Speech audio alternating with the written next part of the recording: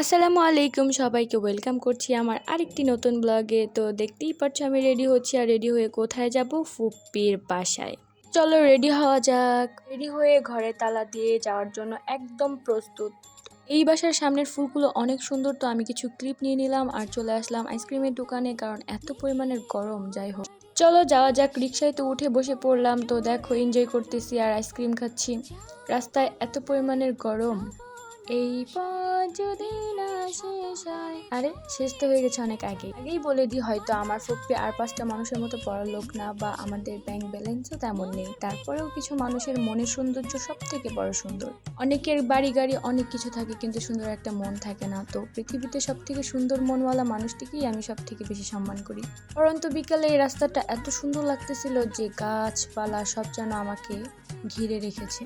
তো আমরা একটু পরে চলে যাবো। এই তো ফাইনালি রিক্সায় উঠে পড়লাম। বলো আজকের ব্লগটি কেমন ছিল?